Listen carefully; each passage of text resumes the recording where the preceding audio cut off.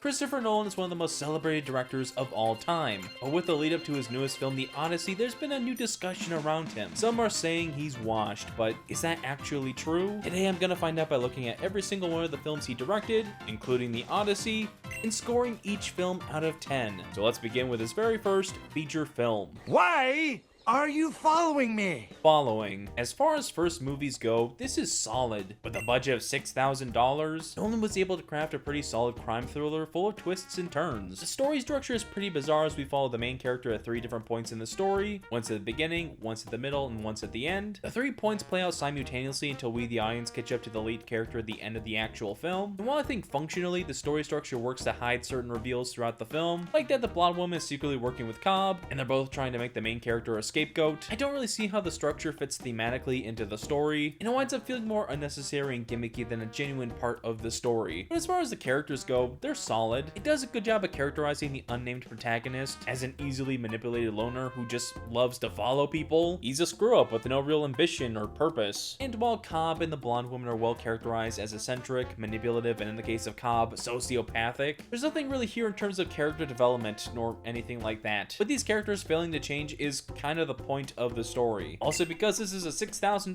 indie film, the technical aspects of it aren't stellar by any means. You do have a heart. Yeah, that's what poor people have instead of money. The cinematography isn't anything to write home about. The black and white aesthetic is made out of necessity and doesn't actually have a purpose, but Nolan's directing and his shot composition is still recognizable even in his first film. So while Following isn't a fantastic movie, it's certainly a fantastic first movie that still has a lot of those classic Nolan-isms. It's getting a 6 out of 10. Will your mouth still remember the taste of These nuts. Memento. This is one of 2 Christopher Nolan movies I have never seen before making this video, and boy was I missing out, because this is a brilliant movie in every single way. Everything from the story structure to the performances, to the directing, to the mystery at the heart of the film is top notch, and I now understand why so many people have this in their letterboxd top 4. Where I didn't think Following's non-linear storytelling was all that effective for that movie, Memento's non-linear story works both thematically and as a means to unravel this mystery. The main character at the center of the film, Leonard, has short-term memory loss, so he's just Dory if Dory wasn't played by an evil person. Danny, come on out. And because of Leonard's short-term memory loss, the movie puts the audience in his shoes. The color sections of the film are played backwards, with each scene chronologically before the previous one. This gives the viewer a fractured sense of life, like how he views his own life as someone who can't remember much and has to go off clues he leaves himself, like photos or notes or all the tattoos on his body. And all the black and white sections are played chronologically, making the middle of the story the climax. Throughout the film, you think it's about discovering the facts that led Leonard to figuring out that Teddy is the killer, which resulted in him getting put down like a dog at the very start of the movie. But the story is so much deeper than that as we learn how truly damaged Leonard is. The reveal that his wife's killer isn't actually out there, and Leonard simply tricked himself into believing that Teddy was this John G, is a gut punch. The ending to the film reinforces those themes of how everyone constructs their own reality to avoid being hurt or losing our sense of selves. Leonard can't move on from his wife's death because it was actually him who killed her, which led to him constructing this whole lie just to save himself for the pain. Boy,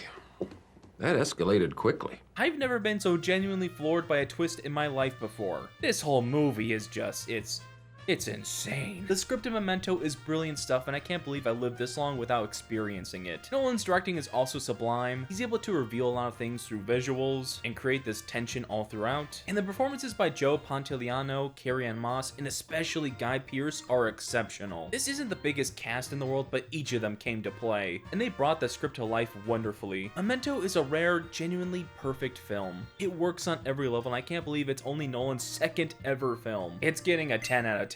I need sleepy time right now. Insomnia. This has always been one of the least liked Christopher Nolan films, but I never truly understood that. This is just a damn good movie through and through. Is it perfect? No, but it does a good job at presenting its central themes of guilt, morality, and justice. Will Dormer is a very morally gray character. He genuinely believes in justice and stopping these terrible people from harming others, but both in his past and during this investigation, He bends the rules. He breaks the laws to make sure those evil people wind up where they belong. He didn't tell anyone that he killed Hap because obviously he didn't want to go down for an accident, and also because it would muck up the investigation and the killer would likely get away. But as the torment of his guilt gets to him, it tears him apart. The insomnia he suffers is because of his guilt. He can't sleep. His mind is breaking. So much so that when the killer starts working with him to pin the murder on another kid, Will almost goes along with it. He almost lets both Finch and himself get away with what they've done. And he has this character arc of realizing that the only way to escape his guilt is to let the truth out. The only way to ease the pain of injustice is justice. And while Will dies before a trial or investigation, he tells Ellie to tell the truth about what happened. It's a very powerful message to end the movie off with. Now, is the pacing always perfect? No. I believe the movie is maybe a little bit too long, and some scenes can feel a bit repetitive, but the story is strengthened by its compelling lead character and this incredible cast. I know, it's not exactly a crazy thing to say that Al Pacino is a brilliant actor, but I mean, come on. The Godfather, Scarface, Dunkirk, the one where he says, Because she got a great ass! and his performance here is stellar. You easily believe his guilt, his exhaustion, his worry over being found out. He's torn between his own fate and this innocent girl who was murdered. And you can buy that so easily from Pacino's incredibly layered performance. And Robin Williams as the murderer Walter Finch is also pretty good. There's a creepy complacency with his murder that sends a shiver down your spine. It's a really chilling villain performance. And I really like Nolan's directing choices here. I really don't know how to explain it, but this movie managed to capture what it feels like to go so long without sleep. If you've gone a day or two without sleep like I have, you also know how weird things get with your senses, and this film nailed that perfectly. Insomnia isn't the best Christopher Nolan movie with some wonky pacing and odd editing choices, but it has a strong story, strong characters, and it's of course very well directed. It's getting an 8 out of 10. Hey, Batman. I live in the shadows. Justice. Batman Begins. This tends to be one of the least loved films of Nolan's filmography, but it's still a pretty darn good superhero movie. The best thing about it is absolutely the origin story that is the heart and soul of the film. Batman Begins takes the time to properly explain why Bruce Wayne becomes Batman. It builds up the mythos of the character brick by brick. We see him get his no-kill rule, and we see him learn about the corruption in his city, and we also see him train with the League of Shadows and conquer his fears. Bruce Wayne in this movie is more than just a guy putting on a suit and beating up criminals. He becomes a symbol. He becomes fear incarnate. He channels his grief and pain into something positive in this horrible world. And this story makes Bruce Wayne an endlessly compelling character. I mean, that one scene of him with the bats after being afraid of them his whole life is always so powerful.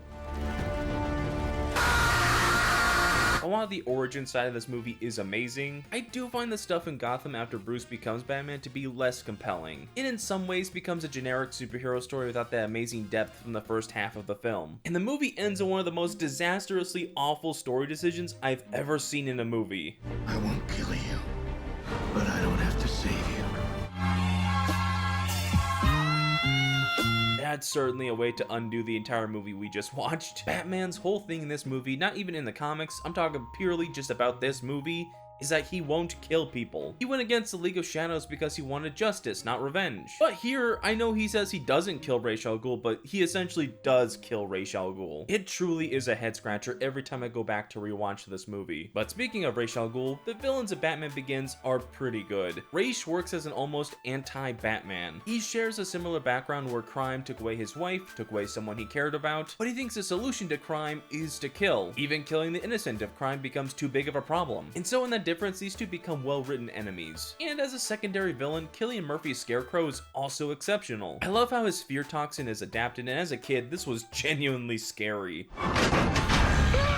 The last thing I want to talk about with Batman Begins is Nolan's directing and the action. The Nolan Batman movies aren't exactly known for having the best action sequences in the world. Because this film and its two sequels are grounded movies, the fighting styles aren't particularly unique, and so because of that, there aren't many memorable action bits across the three films. But there are a few in this movie, like some of the League of Shadows training bits, or the whole final showdown where the fear toxin consumes Gotham City. So all in all, Batman Begins is a solid enough movie. It's not a perfect movie, even if it is the perfect origin story for the character of Batman. So I'm giving Batman Begins a 7.5 out of 10.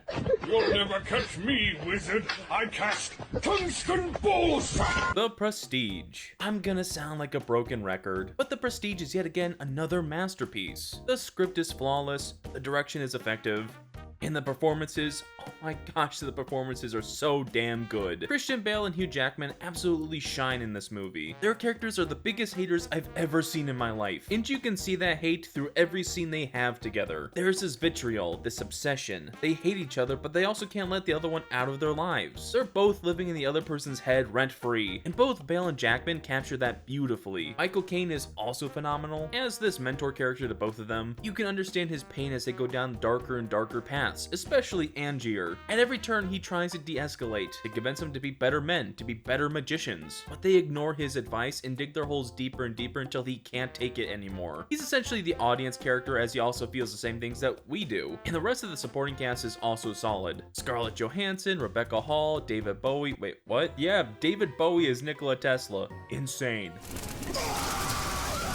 This script of The Prestige is genius on a number of levels. Like pretty much all of Nolan's scripts, it's told out of order, using flashbacks to give the proper backstory. And while in the beginning of the film, it's a little bit confusing, eventually you'll catch on. And what's truly amazing about this script is how it tells a tragic story of obsession through the framework of a 3-act structure of a magic trick: the Pledge, the Turn, and the Prestige. During the Pledge, we see an ordinary tale of two magicians who grow this rivalry, who grow to hate each other, because Borden tied a different knot that resulted in Angier's wife drowning. And during a catch-a-bullet magic trick, Angier shot Borden's fingers off.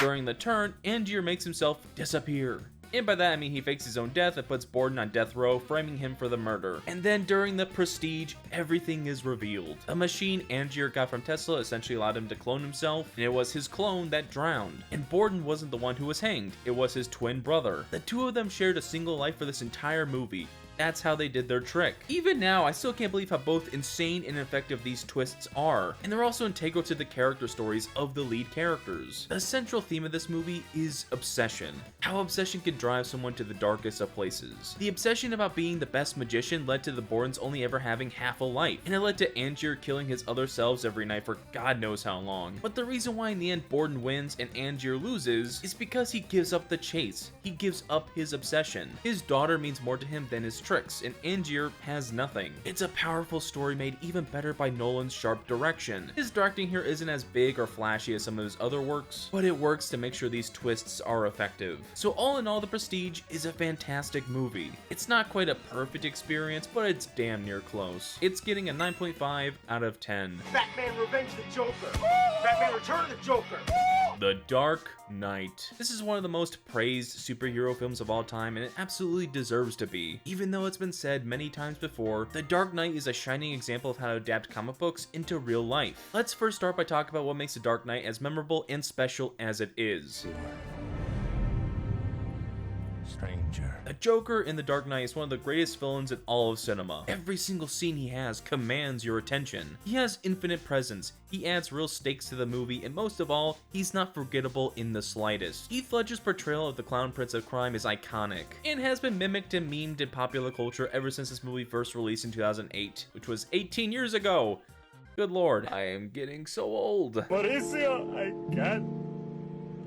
I can't move it anymore. Mauricio. But even outside the performance and the design of the Joker, they nailed the relationship between him and Batman. The Joker is a reaction to Batman, a symptom. He's essentially an obsessed fanboy who wants to prove that deep down, everyone including Batman is just like him. That's his whole motivation, that's why he does the things he does. The Joker over and over again puts Gotham City on its knees. It forces everyone into impossible scenarios where they're forced to act like him. And Batman has an absolutely incredible story of not bending his morals, of standing up to this clown and trying to keep his city from falling victim to him. Batman really does go through it in this film. He doubts whether or not he should be Batman. He has to suffer the death of the love of his life, and he has to witness the last shining beacon of hope in Gotham become corrupt. And the ending to this movie, where Batman chooses to make himself the villain to keep Harvey the hero and to keep hope in Gotham alive, is extremely powerful. It's the most unique way in which a hero has defeated a villain in any superhero film ever. Because Bruce didn't just beat Joker physically, he defeated him morally. The story of The Dark Knight is freaking spectacular. And it's made even better by this cast who we see across the whole trilogy. I wanted to talk about this cast now because I believe this is where they all shine the best. Christian Bale isn't my all-time favorite Batman, but man, is he a strong runner-up. He captures every shade of Bruce Wayne well. He's a very strong leading man for this trilogy, even if his Batman voice has been joked about to death. I just lost my voice. Yeah, that sounds good. Can I just say that? Yeah, no, I swear to God. Swear to me! Rachel Dawes got stung by a bee, now she looks like Maggie Gyllenhaal. Rachel isn't the most compelling character from the series, but I think both Katie Holmes and Gyllenhaal are solid in this role. Michael Caine is the best Alfred to date. He has many powerful scenes over the trilogy, and in some ways, he is the heart of these movies. I mean, who could forget, why do we fall?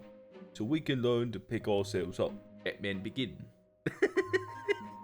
Batman Begin. Gary Oldman is fantastic as Commissioner Gordon. And again, I think he's the best version of this character we've gotten so far. One of the standout performances of The Dark Knight specifically is Aaron Eckhart as Harvey Dent. He's overshadowed by Heath Ledger's Joker, but I think he's just as compelling as a villain, and he gives an incredibly emotional performance. This film is true Nolan excellence in every single regard, in every single frame. I'm sure you all have the same opinion on The Dark Knight because this is a flat out brilliant movie. It's getting a 10 out of 10, truly one of the best films of all time. Inception. I feel like this is the movie where Christopher Nolan truly became Christopher Nolan. Just a thoroughly inventive concept full of thought-provoking ideas, mind-bending action, and a strong emotional center. It's not a perfect movie, but as far as big blockbusters go, it's more than amazing. Let's start with the most fascinating aspect about Inception, the concept. A dream heist is a crazy idea for a story. Going into someone's dream to find their deepest secrets, or to even plant an idea in their head is truly bonkers. And it's incredible the way the film fully realizes the world building through rules and visual cues and stuff like that. It gives the audience the pieces and makes us put them together. That's why there's always been a debate about the end of the movie. Does the top fall over? Is Cobb still in a dream? No, he's not in a dream, but because the rules were so well established, it welcomed this argument. And this movie is full of crazy visuals and engaging action sequences. Especially towards the end of the movie where time is running out and all of the characters are racing to plant this idea in Cillian Murphy's head, you can feel the tension and there are a ton of creative moments. The most insane of which is of course the spinning hallway fight. Although, it is strange how Nolan kind of ripped off High School Musical 3. What was it you said? I'll never get that picture? There's your hero. It's funny you should say that, because I was looking through some old photos and it looks very, similar. Not sure what that's about. And the personal character arc of Cobb is fairly well done. I do have issues with the characters and we'll talk about that in a second. I think this movie has a lot to say about addiction and self-forgiveness. Cobb is haunted by his past. After planting an idea in his wife that resulted in her taking too much fall damage in Minecraft, him and his wife grew too attached to the dream world, spending decades in there instead of living in the present. And in attempting to save his wife, he accidentally killed her. Cobb has to live with this guilt and this pain associated with her and the dream world. To move past this thing that hurts his life so much, he's fighting so hard to see his kids again. In the final shot of the movie where he leaves his top behind, leaves that whole world and his guilt behind to be with his kids, is extremely powerful. This is really great Nolan filmmaking. However, Cobb and the rest of the characters are so friggin' bland. Most of the time, no one actually uses the characters' names in the movie because of how forgettable they are. They're just not distinct enough or have enough personality to really be memorable. The only moment of character in the whole film is this. Mustn't be afraid to dream a little bigger, darling.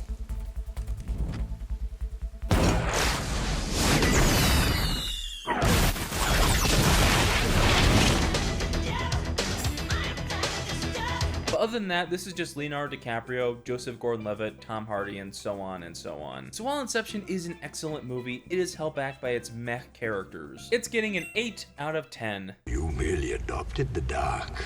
I was born in it. The Dark Knight Rises. This is probably the most hated. Okay, I'm not gonna do the whole segment in the Bane voice. This is probably the most hated of the Dark Knight trilogy, and I understand that. I truly do. But I'm not gonna sit here and pretend like I hate this movie because I don't. I love The Dark Knight Rises so much. It's not the best of the trilogy, but it's by far my favorite. It's my favorite specifically because of one aspect, one character, one man. Bane is maybe my all-time favorite cinematic villain. This guy is aura incarnate. Every single aspect about him is incredible. He is simply built different. He has crazy presence. He has the best design of the entire Dark Knight trilogy. And Tom Hardy's performance is something to behold. He perfectly captures this powerful madman on the road for revenge. And I love the voice he puts on. It makes every single quote of his entirely memorable. For you. He also has a very strong motivation. He's getting revenge of Batman for Ra's al Ghul's death, and he's fulfilling the mission that Ra's set out to do. This is until of course, the movie completely cocks Bane at the very end by revealing he was a stooge the whole time, and actually Talia al Ghul was the real mastermind. This twist reveal is hands down one of the worst in all of cinema. It completely undermines the main villain, makes the whole thing worse in retrospect. God, I hate Talia al Ghul so much. What a dreadful writing choice. And speaking of writing choices, let's take a look at the story. It's the biggest piece of dog shit. Yeah, this is kind of just a huge mess, huh? For most of it, it's a jumble of different plot threads and character stories that don't always come together in a nice way. There's the Robin subplot, Catwoman's story, Batman's personal character arc, and of course the main plot with Bane, and tons of other stuff. And the many different stories also hurt the pacing. Before Bane breaks Batman, the pacing is really slow, trying to fit all these story elements while also building up the story of Bane. And after Bane breaks Batman, the timeline gets very confusing because it keeps cutting away to different points in time to tell the story of Gotham PD and Gotham City, as well as Bruce's story in the pit. The pacing just feels very unnatural for most of the film. But the strongest element of the script is easily Batman's personal character arc. After the events of The Dark Knight, Bruce was left completely broken, both emotionally and physically. And so this film is about him finding the strength to rise once more. Not just to fight Bane and to save the city, but to be the symbol he always intended to be. To inspire others like Gordon, or Robin, or the police, or anyone else to continue the fight for justice. Another part of that is the passing of the torch. To die the hero before you see yourself become the villain. It's a character journey of epic proportions. And that one scene with all the dudes in the pit chanting "Rise" as Bruce makes that jump gets a big cheer out of me every single time. And there were other epic moments as well, like Batman's first fight with Bane, or Bane beating the hell out of those Wall Street bros. Wait, is that Glenn Powell? And the whole final battle is pretty epic, especially Bruce taking the bomb into Gotham Harbor to save the city. Overall, The Dark Knight Rises is a messy as hell movie, but I love it so much. I have to give the movie a 6 out of 10, but because of Bane, I'll bump it up to a 7. No! No! No! No! Interstellar. Every film bro's favorite movie, Interstellar is maybe the most culturally significant film of Nolan's career. But is it truly a masterpiece? Yes.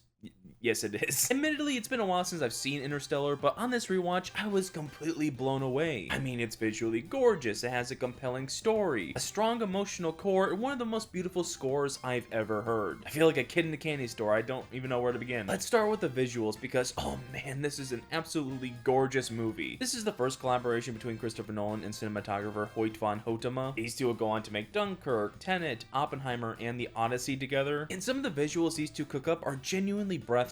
All this space stuff is visually unique and interesting. It makes great use of shadow and perspective. But honestly, I love the look of the Earth stuff more. There are so many absolutely gorgeous shots that have since become iconic. I mean, the whole sequence of Cooper driving away is just haunting. With the close-up of him crying and the POV angle of the truck, great stuff. And the visuals are in service of the stellar story, of the interstellar story.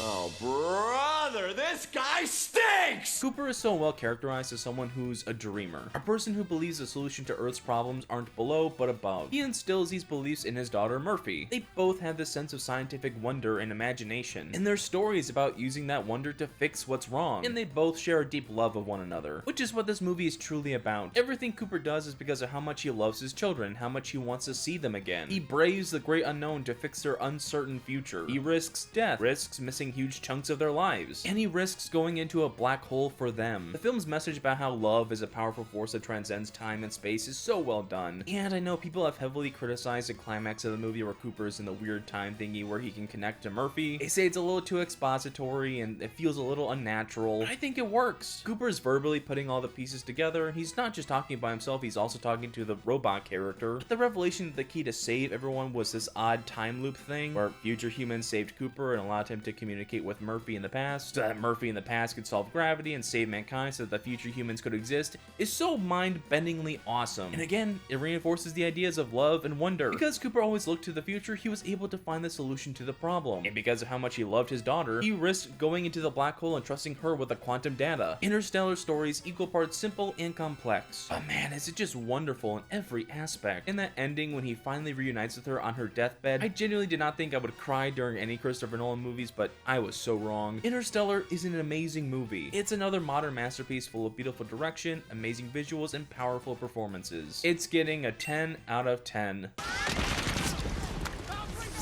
Dunkirk. Yeah, I really did not care for this movie. It's odd, when I watched it back in 2017, I thought it was really good. But now, on rewatch, I think it's honestly just kind of boring. My biggest issue with the film is the story and characters. The real-life tale of Dunkirk is one of the coolest moments in all of human history. Ordinary people sailing across the English Channel to France to bring soldiers home could make for a powerful cinematic experience. But it feels like Dunkirk never fully captures the beauty of that moment. Most of the movie feels cold and cynical. It reads like a textbook summary of these events instead of something more powerful, more human. And I think that's largely due to the lack of any real characters. There are certain people we follow during Dunkirk, but none of them are compelling in any way. They just feel like placeholders of characters. Oh, we'll have the young recruit character, or the PTSD character, or the pilot character, etc, etc. It's hard to see the human aspect of the movie when none of the characters read as human. But while the story fell flat for me, this is still a Christopher Nolan movie. And there are so many well-directed sequences. And there comes a giant fish! The film does an excellent job at capturing the tension of war. The characters never feel safe, there is danger at every turn, and while each section of the movie has entertaining moments, the highlight is absolutely the Tom Hardy pilot sequences. Those were just boss. I mean, what else can I say? Yeah, overall, I did not care for Dunkirk. I see the vision for what this movie could be, but it just didn't quite reach those heights in my opinion. I'm giving Dunkirk a 6 out of 10. I have absolutely no idea what's going on. Tenet. This was at one point the most controversial Nolan movie, and it's unfortunately not very good. It's bold in terms of jerking people around, but I may have gone too far in a few places. Christopher Nolan loves playing with time in his movies, and this is the time final boss. And I, for the life of me, couldn't explain a single thing that happened. I was with this movie for a time, I was following along, but at about the hour-and-a-half mark, the movie just lost me and I never recovered. And while I'm sure on repeat viewings, I would probably understand what's happening a little bit more, but this whole backwards time mechanism created a profoundingly confusing story that was super hard to follow. The rules weren't properly set up to fully get everything on the first watch, which honestly would be fine if you're able to just not think too hard about the mechanics of it and just vibe with the movie, but the issue is that everything outside of the gimmick isn't very interesting, so I don't even really want to go back to rewatch. The main character, named the protagonist, is appropriately lacking in any character or depth. I don't really understand much about him, he's entirely forgettable, he's just a blank protagonist, so I guess Nolan was on the money with that name. The supporting cast is also fairly dull. I like the actors enough, especially John David Washington, Elizabeth Debicki, and especially Robert Pattinson, but these characters are completely and utterly forgettable. And the main villain of the movie is laughably terrible. He's a very possessive man who, when diagnosed with cancer, decided he wanted to nuke the world so that everyone would die with him. You what? That's such a ridiculous motivation. This isn't a serious villain. He's a cartoon character. But while I found the script to be lacking, the technical aspects of the movie are just astounding. I have no idea how they pulled off some of these effects. Like the one shot where the building blows up in reverse and then blows up again, like what the hell was that? They did an exceptional job of visualizing this reverse technology, and a lot of these action sequences are a blast because of it. Also, the directing is stellar and the cinematography is top notch. But still, I sadly did not get too invested in Tenet. I see the potential, maybe if I rewatch it a couple of times, I'll come to appreciate it like a bunch of other people do, but for now I have to give Tenet a 5 out of 10. And may I see Oppenheimer? Oppenheimer. I think it's safe to say that this is one of the biggest movies of this decade, both financially with it making almost $1 billion, and with critical success, earning great scores across the board and winning 7 Oscars. Best Score, Best Editing, Best Cinematography, Best Supporting Actor for Robert Downey Jr., Best Actor for Cillian Murphy, Best Picture, and of course, Best Director for Christopher Nolan. This is the first movie Nolan ever won an Oscar for, and he won 2. And Oppenheimer deserves all the praise and all the awards because it's simply that good. Every single aspect of this film, from the directing, to the writing, to the performances, to the cinematography, to the score, is shooting on all cylinders. The narrative of Oppenheimer is very unique in how it presents this story. It's written to be shown from the perspective of both Oppenheimer himself in the color sections, and from the perspective of Strauss in the black and white sections. And through this framework, the movie is able to paint this picture of a very morally gray, complex man. Now, I'm not sure what's historically accurate about this movie or not, but this characterized version of the real-life Oppenheimer is presented as someone who longs to be the face of the scientific world, and also shows great reverence and regret for what he's done. He pushes the boundaries of quantum theory to make this atomic weapon, but after the weapon is used, we see how much it tears him apart. We see how he both wants to be known for this huge scientific advancement, but he also feels great shame for how many lives will be taken because of it. This movie is not shy about its views on the use of atomic weapons, and its central themes of the progress of science being possibly too much for humanity are felt in just about every scene. I mean, just that final shot of Oppie at the end is still haunting. And and this cast across the board is fantastic. Nolan's greatest strength as a director is directing actors, and it's incredible how he can take this huge cast of stars that everyone knows and turn them into completely different people, and this stupidly huge cast is phenomenal all throughout. Cillian Murphy, Robert Downey Jr., Matt Damon, Emily Blunt, Florence Pugh, Jason Clarke, Josh Hartnett, Josh Peck. Josh Peck. What the hell? And it's spherical!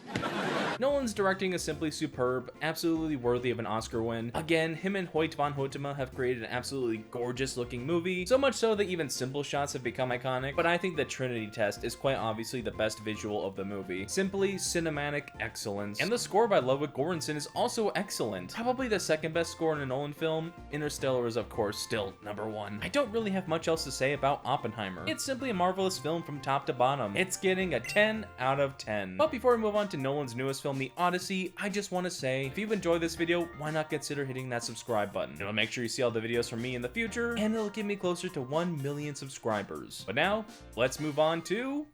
Peter, the horse is here. The Odyssey. This is the source of one of the most heated online discussions I've ever seen. And based on the trailers for this film, people have been asking if Christopher Nolan is washed. And I'm here to say no.